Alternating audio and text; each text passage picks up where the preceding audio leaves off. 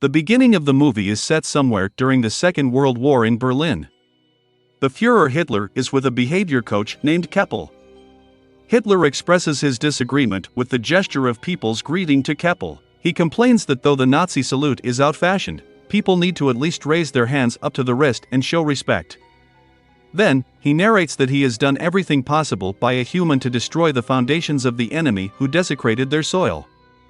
He finds Germans' existence incomprehensible and finds it alarming that he is here too. In the following scene, he wakes up on the ground somewhere in a forest. While looking up to the sky, he sees that the enemy aircrafts are missing and guesses that they might have taken some rest. Suddenly, a ball comes bouncing towards him and stops just at his side. He raises himself and heads towards a building past the bush. He is then approached by 3 young kids who question him if he is okay. Hitler looks at them and thinks that they are the future of the nation. He then asks them the way to the street. In that instant, a reporter, Fabian Sawatsky, is filming the kids on his camera. Hitler is seen on the far side of the screen. He picks up his army cap and says to himself that he should go to the Führer bunker. Hitler gets to the street and gets amazed at people riding monowheel bikes. He finds people capturing him in their camera and expresses that though the rubble went, people have gone mad.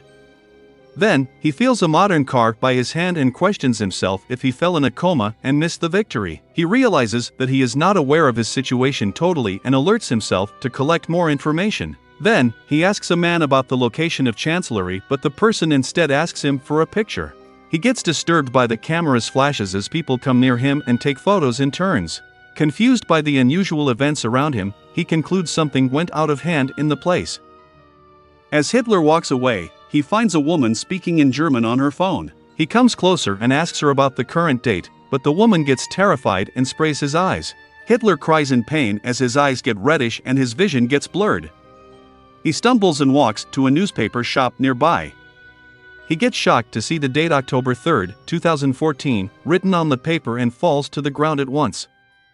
Somewhere else, the boss of a TV station, Karner, praises Mr. Christoph Sensenbrink for his excellent job as the deputy's head. He proposes a higher solution but instead announces another worker named Miss Katia Bellini as the managing director. Due to this, Christoph gets shocked and dissatisfied. He comes to his office and vents his anger out at a struggling filmmaker named Fabian. Despite Fabian's best attempts to convince his boss, he gets fired and thrown out by the guards. Sometime later, Hitler wakes up at the news shop and asks the owner about the date. He confirms that it is in fact 2014. A confused Hitler questions if the shopkeeper has kidnapped him and suspects if all this is a trick play of the enemy's secret service. He threatens to kill the shopkeeper if he is working for the enemy, but the shopkeeper gives him a bar of chocolate instead. Hitler opens it after quite a struggle and sniffs it. He declares it as industrially pressed grain and questions the shopkeeper if there is still a shortage of bread. The shopkeeper asks Hitler if they are filming a documentary somewhere nearby, mistaking him for an actor. The shopkeeper then says that he looks exactly like the Führer, to which Hitler replies that he is the Führer. After that, Hitler sees the Turkish newspaper and asks if the shopkeeper has Stürmer or Panzerbar. The shopkeeper says that he has more Turkish customers. Hitler gets astonished at the presence of Turkish people in Berlin. He then starts collecting information from the newspaper. While reading it, he assumes that he didn't win the war in the past and Germany was given to the hands of clumsy women having the charisma of a wet noodle. He further laments the existence of Poland and concludes the war to be a total waste. Meanwhile, Fabian looks upon his video reporting about soccer and sobs, sad at the fact that he was fired. His mother calms him and asks him to pause the video, noticing Hitler behind. Fabian is amused at the discovery of a person who looks so similar to Hitler. Back in the shop, the shopkeeper asks Hitler to keep the newspaper aside and stand outside. Hitler grudges at being asked to work. The shopkeeper suggests Hitler clean his clothes, for they are stinking. He then goes to a laundry place and asks them to clean his uniform. Hitler asks if they have another uniform since he cannot walk away naked. Next, we see Hitler walking to the news cellar with jeans and a sweater on.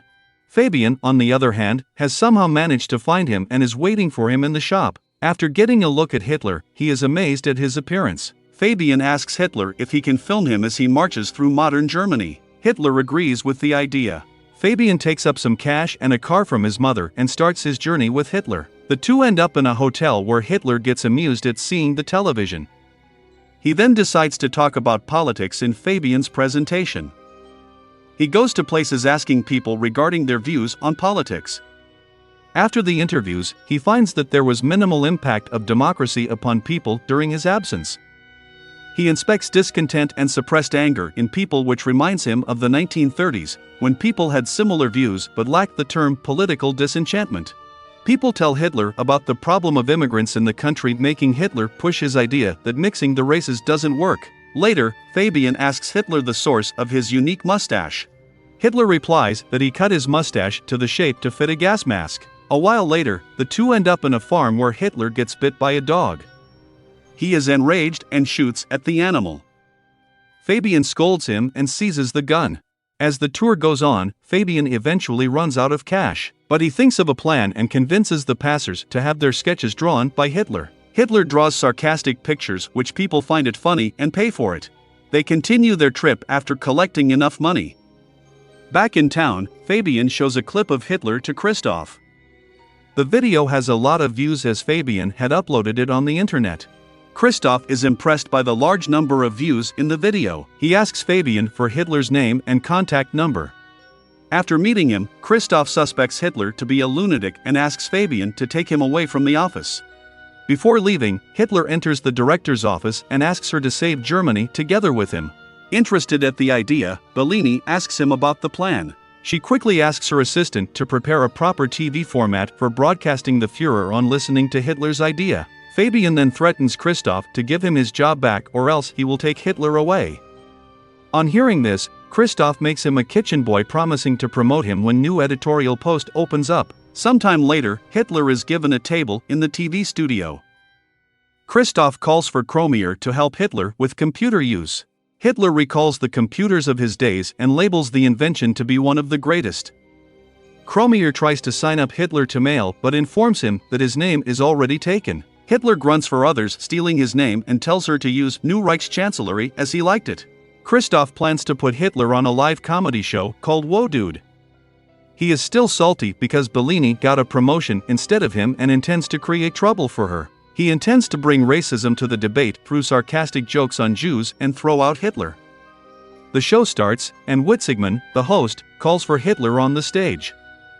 The audience gossips about Hitler's appearance, but when Hitler gazes at the audience, the hall gets completely silent. Hitler soon breaks the silence but does not read out the lines as scripted. He explains that he is to tell a joke about immigrants, but he is not going to do so. He says that TV is a great invention of the human, but the shows broadcasted are nonsense. He sheds light on problems like poverty and unemployment and forecasts that the people of the country are heading towards the abyss without noticing it. Hitler vows to fight against the TV not only up to the broadcast of the abyss but also until he succeeds in overcoming them. Everyone likes the idea and claps for him. Seeing Hitler's popularity, the host Witzigmann gets envious. Bellini asks Christoph to broadcast Hitler in every show. Christoph is distressed because of the failure of his plan. In the following scene, we see Hitler give interviews on numerous TV shows and share that his motive is to make Germany great again. His popularity grows immensely and he meets several people and party leaders. He starts charming them all by sharing his ideas. One day, Hitler and Fabian visit NPD headquarters in Berlin. He calls for Ulfbern, the federal chairman of NPD, and asks him what his cause has achieved so far. Hitler belittles him and says that they have wasted enough time, and the movement is taken aback by decades due to their words. Christoph gets excited and happy when the cops and district attorney, DA, appear at the TV studio. They explain that they are here for a complaint of charging violation of hate laws. Bellini asks what they are to do then. Quickly, Christoph pops that they might need to cancel the Führer show. The DA says that they can keep the broadcasting on. Bellini takes a sigh of relief while Christoph fakes his smile. After the DA leaves, Kromier hands over a letter to Christoph stating the payment of the dog which Hitler had shot earlier in his trip. Christoph receives the letter happily, believing it might be a way to cause trouble. Next, Hitler is put to a TV program where he is asked direct questions about his different roles in the war. Hitler responds that he wants to reach out to people, but the interviewer tells him that all his deeds cannot be justified. He shows him the clip of him shooting the dog. The video disturbs the audience. Hitler is angered and threatens him that he would do the same to him. He further says that he will turn their studio into a parking lot for tanks.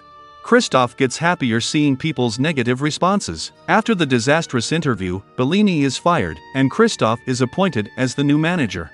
After that, Hitler goes to Fabian's house and starts living with him. He expresses amusement at the path taken by destiny and starts to write his second book. The book soon hits the market. 3 months later, at the TV studio, everyone sits in a meeting where the massive loss that the company has gone through is discussed. Christoph believes that Witzigmann's show will put them back on track, but one employee informs him that he has quit his job. Christoph gets tensed and gets mad at the selected employees for losing the show. One of the staff suggests getting Hitler back, which interests Christoph. He looks for Hitler again and offers Fabian that he will invest $1 million in the film that Fabian and Hitler are shooting if they in return let them broadcast the movie on their TV. Hitler and Fabian come to Kromier's house where Kromier's grandmother identifies Hitler. She claims that Hitler gassed all the people up and killed them. She calls him a criminal and shouts to him to get out. In the car, Hitler shares that he is surprised at Kromier being a Jew. He starts to belittle Jews, calling them less of humans. Fabian gets disappointed at Hitler's actions and his words. Back in the set, Fabian gets Hitler to replay how he got to the place. He asks Hitler what happened before the ball came rolling to him in the woods, but Hitler cannot remember it. Later at night, he walks out of the set and is surrounded by some thugs. They call him the reason to take Germany back and give him a hard blow on his face. As Hitler opens his eyes, he finds himself in a hospital in front of Bellini. At the same time, Fabian looks over the footage of the video he captured about the boys and soccer. He looks closely at it and finds Hitler rose from where he was lying. Fabian gets amazed at what happened before it. He quickly goes to the place and finds a board at the location stating the historical location of Führer Bunker. Fabian rushes to the hospital but doesn't find Hitler. Bellini says that he is headed to the shooting set. Fabian reveals that he is the real Adolf Hitler, but Bellini does not believe him. Fabian acts mad and tries to explain his theory hysterically. The guards try to catch him, but he flees. Fabian then reaches the set and aims a gun at Hitler. When asked about his identity, Hitler explains that he never claimed to be anyone else. Fabian says that Hitler is fooling people with his propaganda, to which Hitler replies that people elected a leader who shared his whole idea openly in 1933. Fabian takes Hitler to the top of a building with his gun. He corners Hitler and declares him to be a monster. Hitler, in turn, claps back, saying that ordinary people elected an extraordinary man and entrusted the fate of the country to him. He explains that people chose him because they bear the same values in their inner hearts. An enraged Fabian shoots Hitler, making him fall down the building onto the street. Soon, Fabian hears Hitler's voice, who says that no German can get rid of him. And Hitler, who was just thrown down, appears right behind it again. Just then, Bellini calls for a cut in the studio, and everyone cheers for the shoot. Turns out that it was just a film shoot and a random actor was playing the role of Fabian. Hitler then asks everyone to remember the comrades who could not be with him. Somewhere else, Kromier is sobbing seeing Fabian through a hole in the mental ward. Hitler and Bellini are busy giving autographs and interviews to people after the film booms. As they pass by a car, the people on the street seem fond of Hitler and greet him with respect.